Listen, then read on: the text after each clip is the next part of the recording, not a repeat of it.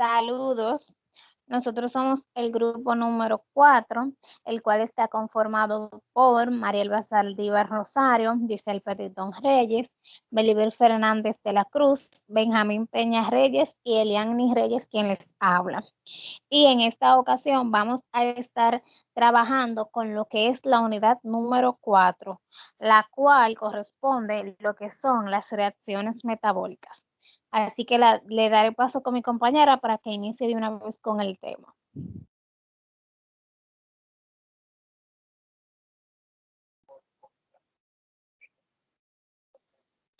Buenas noches, mi nombre es Marielba Saldívar Rosario, como dijo la compañera anteriormente. Yo le estaré hablando de la disponibilidad de energía. La disponibilidad de energía es la cantidad de energía que puede emplearse para las funciones fisiológicas del organismo. Sabemos que muchos de los problemas de salud y de rendimiento físico que se experimenta a menudo está relacionado con una baja disponibilidad de energía. Entre ellos se incluyen trastornos menstruales en mujeres, deportistas, reducción de la tasa metabólica,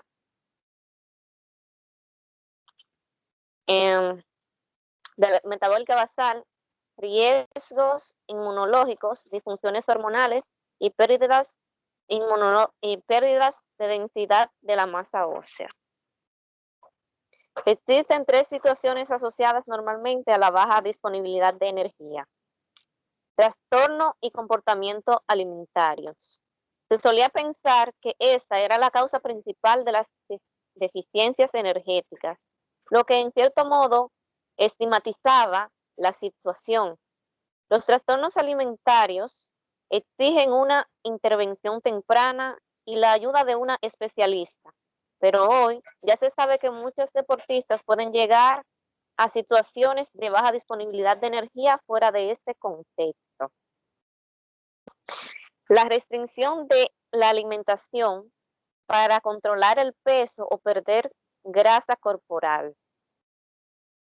Numerosos deportistas se embarcan en estas campañas con la mejor de las intenciones y con frecuencias buenas razones. La falta inadvertida del incremento de la ingesta de energía durante periodos de entrenamiento de gran volumen o de competición. Algunos deportistas emprenden programas de entrenamiento o competición extremadamente agotadores. El apetito, el tiempo para preparar e ingerir los alimentos y la conciencia del consumo son tan solo algunos de los factores que influyen en nuestra ingesta de alimentos, que puede no existir siempre el ritmo, en especial cuando existe un incremento súbito de la carga de energía física. Consejos para mantener una disponibilidad adecuada de energía. Ser consciente de las necesidades energéticas y de cómo éstas pueden variar a lo largo del tiempo. Se debe tener cuidado cuando se produzca un cambio en el entorno, en particular cuando se realicen viajes o se cambie de residencia. Si se está empezando a tener un estrés relacionado con los alimentos y con la imagen física, se debe buscar ayuda experta en una fase temprana. Las deportistas deberían considerar una interrupción del ciclo menstrual normal como un problema que también precisa una evaluación e intervención tempranas.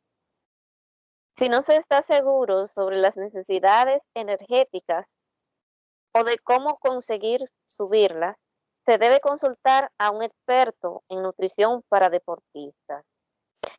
Disponibilidad de energía es igual a ingesta de energía menos coste de energía de entrenamiento entre competición. Hasta aquí mi parte, lo dejo con mi compañera que le va a dar continuación al tema. Buenas noches, mi nombre es Giselle Petitón Reyes. y le voy a estar hablando sobre los tipos de nutrición y también sobre la nutrición autótrofa. Pero antes de eso debemos de saber qué es nutrición, antes de pasar a los tipos de nutrición. La nutrición es un proceso biológico mediante el cual se absorbe de los alimentos y líquidos los nutrientes para el buen crecimiento y desarrollo de las funciones vitales. Existen dos tipos de nutrición, la autótrofa y la heterótrofa. La nutrición autótrofa hace referencia a alimentarse de uno mismo, sintetizando sustancias orgánicas. En otras palabras, es la nutrición que llevan a cabo aquellos seres vivos que son capaces de producir su propio alimento. La nutrición heterótrofa, este tipo de nutrición, es la que emplean los seres vivos que necesitan una fuente ya elaborada de alimentos. Por ejemplo, animales, hongos y la mayoría de microorganismos. Ahora le voy a estar hablando un poco más acerca de la nutrición autótrofa. La nutrición autótrofa es aquella que realizan los organismos autótrofos, que se caracterizan por tener la capacidad de sintetizar y generar las sustancias necesarias para su metabolismo y nutrirse a partir de sustancias inorgánicas. Los organismos que llevan a cabo una nutrición autótrofa son las plantas, las algas y algunos tipos de bacterias, cuyos sustentos derivan del agua, las sales minerales y el dióxido de carbono, por lo que no necesitan alimentarse de otros seres vivos y se les consideran como organismos productores. Por tanto, los organismos que realizan la nutrición autótrofa toman principalmente como fuente de energía la luz para llevar a cabo la fotosíntesis, como es el caso de las plantas, que les permite obtener sustancias orgánicas como la clorofila. El proceso de la nutrición autótrofa inicia cuando los organismos absorben las sustancias inorgánicas que obtienen del dióxido de carbono, del aire y del agua, las cuales son transportadas y procesadas a través de una serie de reacciones químicas, como la fotosíntesis y el intercambio de gases, que transforman las sustancias inorgánicas en orgánicas. Una vez que se obtienen las sustancias orgánicas, los orgánicos autótrofos los emplean para su metabolismo y finalmente desechan las sustancias innecesarias. En este sentido, la nutrición autótrofa permite que los organismos produzcan su propio alimento al hacer uso de las sustancias inorgánicas que sintetizan para obtener nutrientes esenciales para su metabolismo y para la producción de la masa y materia celular de las plantas. Por su parte, los organismos unicelulares, como las bacterias o las algas, al carecer de órganos especializados, toman directamente del medio ambiente los nutrientes necesarios para llevar a cabo la nutrición autótrofa. Asimismo, cabe resaltar que los organismos autótrofos son esenciales en la cadena alimenticia, ya que son los productores primarios y sirven de alimento para los organismos heterótrofos, que son aquellos que se alimentan de otros seres vivos. Tipos de nutrición autótrofa. A continuación voy a presentar los tipos de nutrición. Estas son fotoautótrofos y quimioautótrofos. Los fotoautótrofos es una nutrición autótrofa que obtiene los nutrientes por medio de la energía, es decir, la luz genera la energía necesaria para producir el alimento a través de la fotosíntesis, como lo hacen las plantas o algas. Y la quimioautótrofos, esta nutrición autótrofa la realizan aquellos organismos que hacen uso de la energía que obtienen de moléculas químicas reducidas para producir sus alimentos y no necesitan la energía de, por ejemplo, las bacterias sulfurosas que viven en los volcanes activos o las bacterias nitrificantes.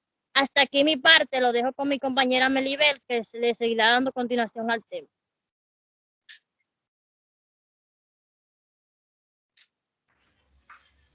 Reiterando los saludos, mi nombre es Melibel Fernández de la Cruz, matrícula 2018-0756.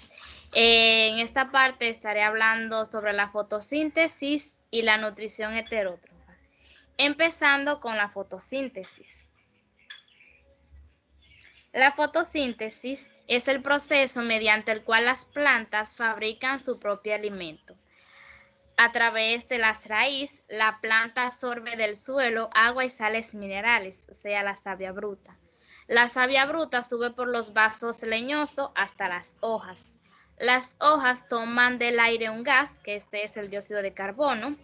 Este gas se mezcla con la savia bruta y con la ayuda de la luz del sol se transforma en el alimento de la planta, la savia elaborada. En este proceso, la planta expulsa oxígeno. Los árboles y las plantas usan la fotosíntesis para poder alimentarse, crecer y desarrollarse. Los orgánulos citoplasmáticos encargados de la realización de la fotosíntesis son los cloroplastos, unas estructuras que son polimorfas y de color verde. Esta coloración es debida a la presencia del pigmento llamado clorofila, que estas son propias de las células vegetales. En el interior de estos orgánulos se halla una cámara que alberga un medio interno llamado estroma, que alberga diversos componentes, entre los que cabe destacar las enzimas encargadas de la transformación del dióxido de carbono en materia orgánica, y unos sáculos aplastados, denominados tilacoides, cuya membrana contienen pigmentos fotosintéticos. Los organismos que tienen la capacidad de llevar a cabo la fotosíntesis son llamados fotoautótrofos, con una nomenclatura posible de los autótrofos, pero se debe tener en cuenta que bajo esta denominación también se engloban aquellas bacterias que realizan la quimiosíntesis y fijan el dióxido de carbono atmosférico. En la actualidad se diferencian dos tipos de procesos fotosintéticos, que son la fotosíntesis oxigénica y la fotosíntesis anoxigénica.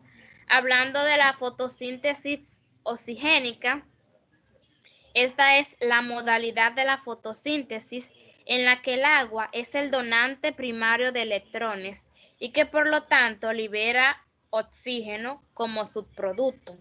Esta modalidad metabólica es propia de las cianobacterias y de sus descendientes por endosimbiosis, los diversos tipos de cianelas y plastos que se observan en las algas eucariotas y en las plantas.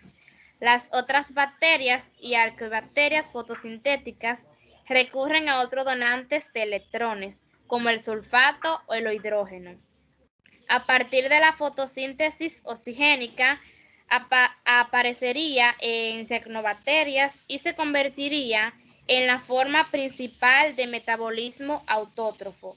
La atmósfera terrestre empieza de esta manera a enriquecerse en oxígeno, hasta entonces casi ausente. Hablando de la fotosíntesis anoxigénica, los organismos fotoautótrofos anoxigénicos convierten la energía de la luz en energía química, ya que esta es necesaria para el crecimiento. Sin embargo, y al contrario de las plantas, algas y cianobacterias, en este proceso de transformación de la energía no se produce oxígeno. Otra diferencia es que los fotótrofos anoxigénicos contienen un tipo de clorofila, bacterioclorofila, diferente a la clorofila de las plantas. Hablando de lo que es la importancia de la fotosíntesis y por qué este es importante, es que los organismos fotosintéticos como plantas, algas y algunas bacterias cumplen una función ecológica clave, y es que introducen la energía química y el carbono fijo en los ecosistemas mediante el uso de la luz para sintetizar azúcares, dado que producen su propio alimento, es decir, fijan su propio carbono. Con la energía de la luz. Estos organismos se llaman fotoautótrofos, literalmente organismos que se alimentan a sí mismos al utilizar la luz. Este es un claro ejemplo, como podemos observar en la imagen, de lo que es el proceso de la fotosíntesis. Ya pasaré a hablar de lo que es la nutrición heterótrofa. La nutrición heterótrofa es aquella que se lleva a cabo en todos los seres vivos que necesitan alimentarse de otros seres u organismos, en la cual las sustancias orgánicas son transformadas en nutrientes y energía necesaria para vivir. Quienes llevan una nutrición heterótrofa son los seres vivos y organismos como los humanos, los animales, los protozoarios, los hongos y diversas bacterias. Los seres heterótrofos son mucho más abundantes que los organismos autótrofos, que son aquellos que producen sus propios nutrientes a partir de sustancias inorgánicas.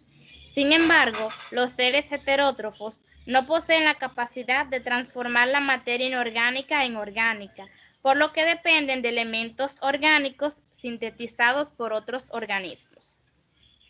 La nutrición heterótrofa sucede cuando los seres heterótrofos consumen alimentos que son digeridos y asimilados por las células del organismo, que se encargan de absorber la materia orgánica, la cual se convierte en nutrientes, vitaminas, minerales y energía. Esta última se obtiene ya sean de las proteínas, lípidos y los carbohidratos.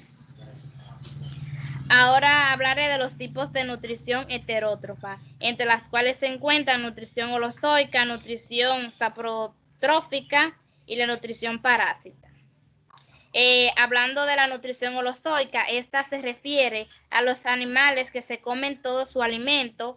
Esta nutrición se da en particular en aquellos animales como son el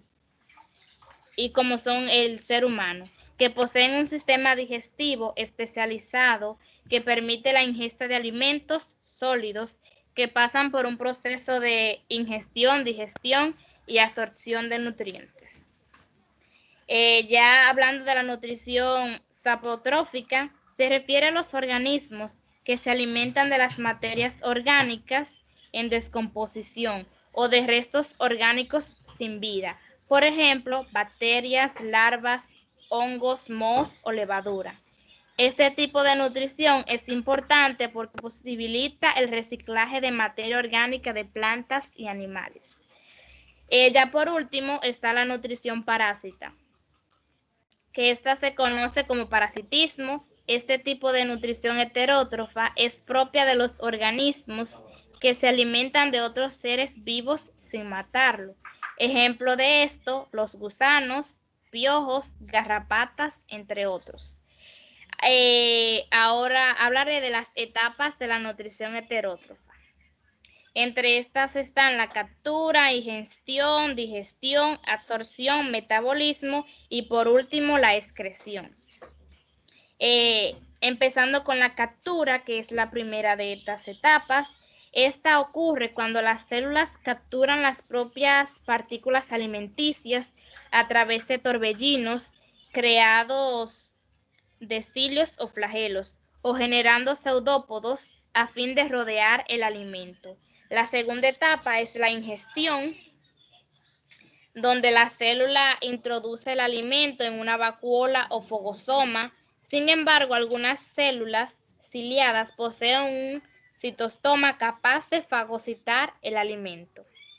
La tercera etapa es la digestión. En este proceso, los lisosomas esparcen sus enzimas digestivas en el fagosoma, que transformará en vacuola digestiva. Es decir, la materia que se ingiere se transforma en sustancias más sencillas, moléculas o nutrientes que pueden absorber el organismo y a su vez pueden ser utilizados por las células. La siguiente etapa es la absorción, proceso en el cual los nutrientes pasan a las células y circulan entre estas a fin de absorber los nutrientes necesarios para el organismo. La siguiente etapa que le continúa es el metabolismo, fase en el que se producen las transformaciones químicas de las células y que se posibilita llevar a cabo diversas funciones vitales como la reproducción, el crecimiento o las respuestas a los estímulos. Ya por último está la excreción, que es la fase en la cual se eliminan los restos de los productos generados durante el metabolismo y que no se pueden aprovechar, como el amoníaco o el dióxido de carbono. Esto ha sido todo de mi parte. Ahora paso con mi compañera Eliane.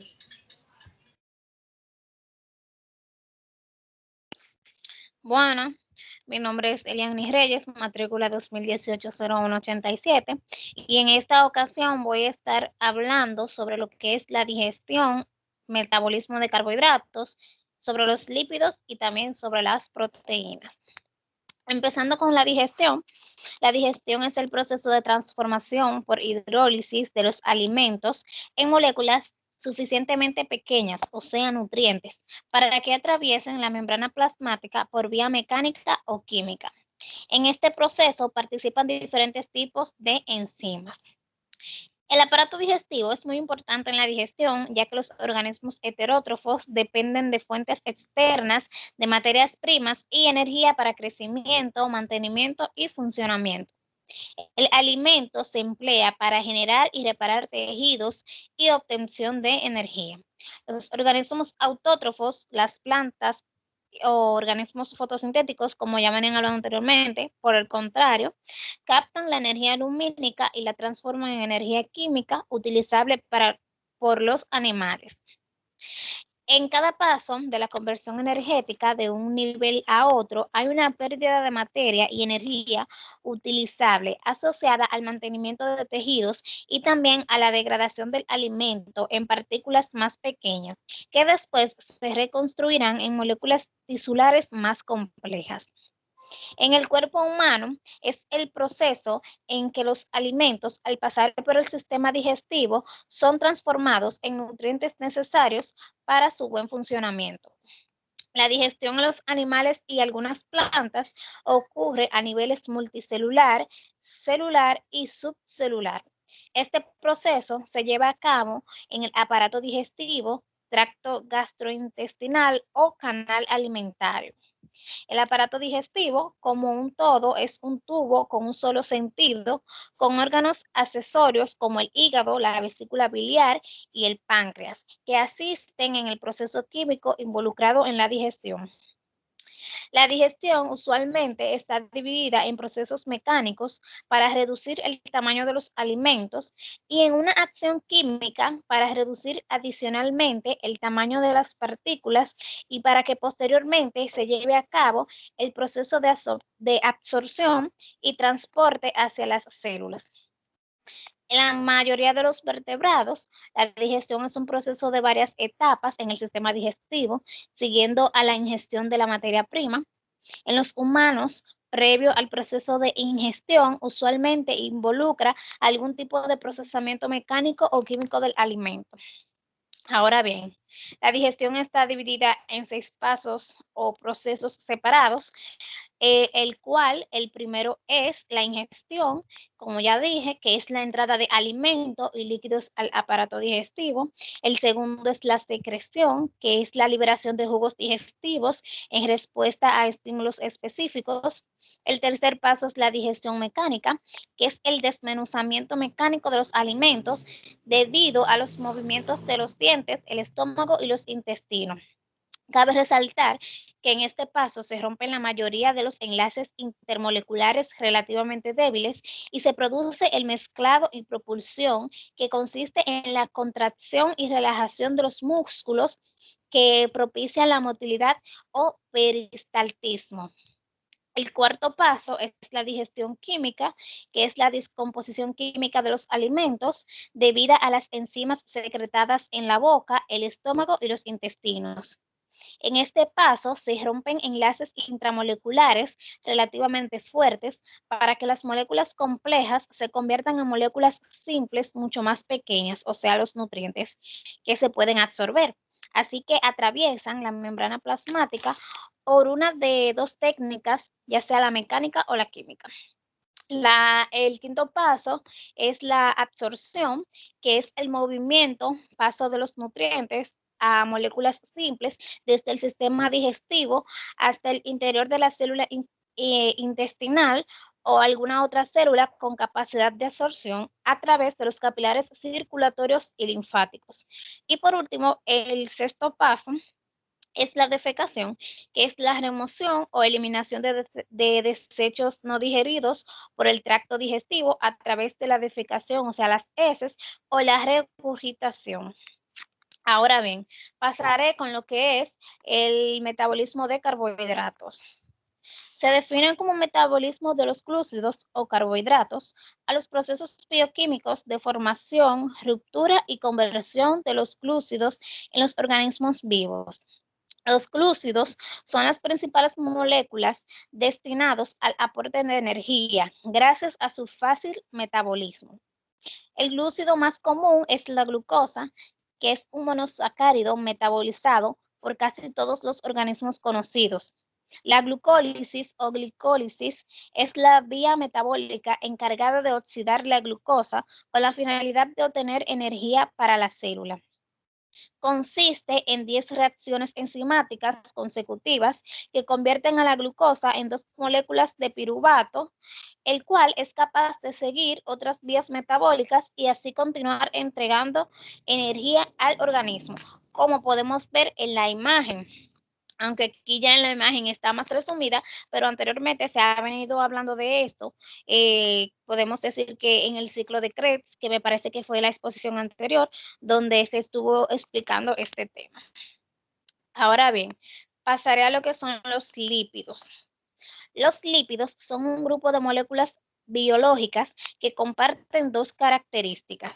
Son insolubles en agua y son ricas en energía debido al número de enlaces carbono-hidrógeno. Un lípido es un compuesto orgánico molecular no soluble, compuesto por hidrógeno y carbono, como ya dije. Los dos tipos principales de lípidos en la sangre son el colesterol y los triglicéridos. En cuanto a su propósito en el cuerpo humano, los lípidos son de crucial importancia para el almacenamiento de energía y el desarrollo de la membrana celular. Los niveles de los lípidos llegan a ser demasiado altos, pueden acumularse en las paredes de las arterias hasta formar una placa que puede obstruir el paso de la sangre. Hay cierta confusión entre los lípidos y las grasas, ya que no todos los lípidos son grasas, pero todas las grasas son lípidos. Las estructuras químicas de los lípidos es diversa. Los triglicéridos son el tipo más común de lípido encontrado en el cuerpo y alimentos. Y la clasificación de los lípidos es posible basándose en propiedades físicas a temperatura ambiente, polaridad y su estructura. Ahora bien, las proteínas. Las proteínas son moléculas formadas por aminoácidos que están unidos por un tipo de enlace conocidos como enlaces peptídicos. El orden y la disposición de los aminoácidos dependen del código genético de cada persona. Todas las proteínas están compuestas por carbono, hidrógeno, oxígeno y nitrógeno, y la mayoría contiene además azufre y fósforo. Las proteínas suponen aproximadamente la mitad del peso de los tejidos del organismo y están presentes en todas las células del cuerpo, además de participar en prácticamente todos los procesos biológicos que se producen. Ahora bien, ¿cuáles son las funciones de las proteínas? De entre todas las biomoléculas, las proteínas desempeñan un papel fundamental en el organismo, ya que son esenciales para el crecimiento, gracias a su contenido de nitrógeno, que no está presente en otras moléculas como grasas o hidratos de carbono. También lo son para la síntesis y mantenimiento de diversos tejidos o componentes del cuerpo, como los jugos gástricos, la hemoglobina, las vitaminas, las hormonas y las enzimas, de las cuales estas últimas actúan como catalizadores biológicos, haciendo que aumente la velocidad a la que se producen las reacciones químicas del metabolismo. Otras funciones más específicas son, por ejemplo, las de los anticuerpos, un tipo de proteínas que actúan como defensa natural frente a posibles infecciones o agentes externos. El colágeno, cuya función de resistencia lo hace imprescindible en los tejidos de sostén, o la miosina y la actina, 2 proteínas musculares que hacen posible el movimiento, entre muchas más. Las 2 propiedades principales de las proteínas que permiten su existencia y el correcto desempeño de sus funciones son la estabilidad y la solubilidad. Ahora bien, las proteínas son susceptibles de ser clasificadas en función de su forma y en función de su composición química. Según su forma, existen proteínas fibrosas, ya sean alargadas e insolubles en agua, como la queratina, el colágeno y la fibrina. Globulares de forma esférica y compacta, solubles en agua. Este es el caso de la mayoría de las enzimas y anticuerpos, así como de ciertas hormonas, y mixtas, con un par de fibrilar y otra parte globular. Podemos ver en la imagen que tanto las proteínas como los lípidos participan en lo que es el proceso de metabolismo a través de diversos ciclos que ya anteriormente se han venido explicando. Bueno, hasta aquí mi parte, lo dejo con mi compañero Benjamín, quien terminará el tema.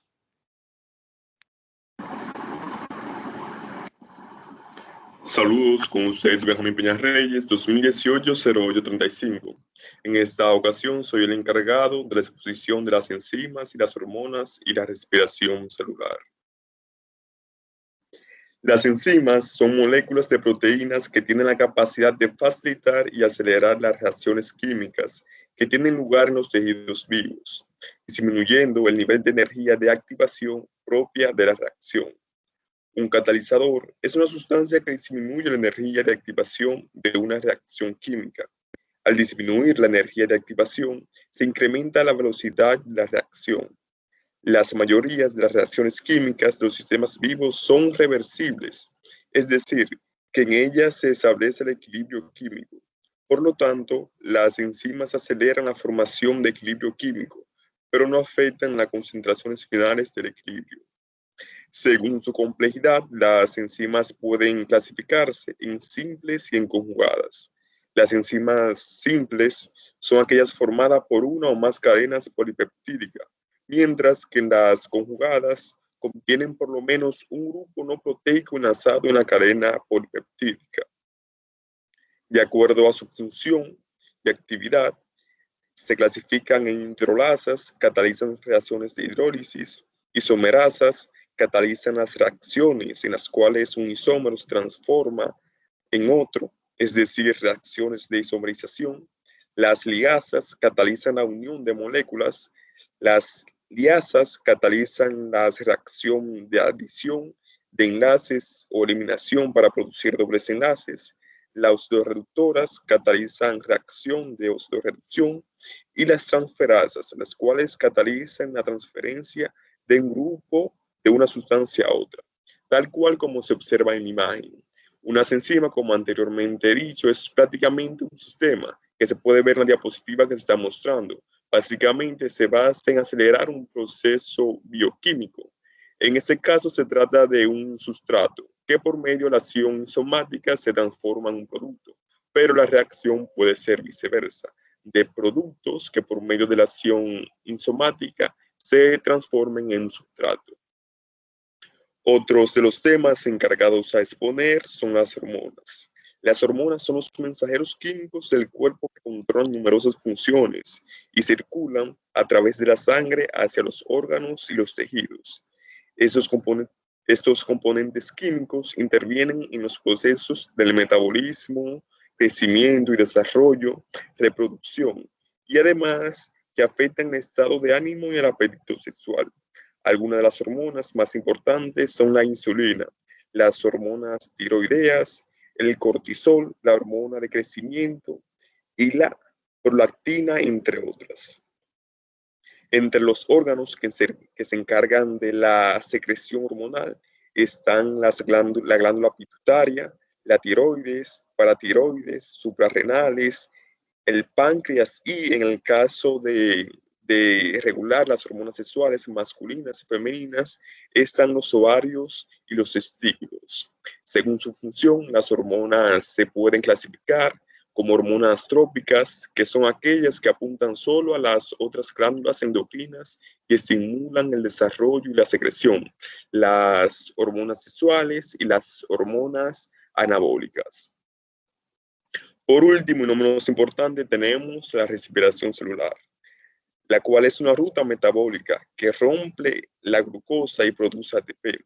Las etapas de la respiración celular incluyen la glucólisis, la oxidación del piruvato, el ciclo de Krebs y la fosforilación oxidativa. Durante la respiración celular, una molécula de glucosa se degrada poco a poco en dióxido de carbono y agua. Al mismo tiempo, se produce directamente un poco de ATP en las reacciones que transforman a la glucosa. No obstante, más tarde se produce mucho más ATP en un proceso llamado fosforilación oxidativa. La fosforilación oxidativa es impulsada por el movimiento de electrones a través de la cadena de transporte de electrones, una serie de proteínas incrustadas en la membrana interna de la mitocondria. Como podemos ver en la imagen de la diapositiva, tanto el ciclo de Krebs como la glucólisis son procesos metabólicos, la cuales se basan principalmente en la creación de ATP, la cual es la forma de energía que utilizan las células y es la principal función de lo que es la respiración celular. Bueno, hasta aquí ha sido la exposición del grupo 4 encargado de las reacciones metabólicas y esperamos que haya sido de su agrado. Eso es todo.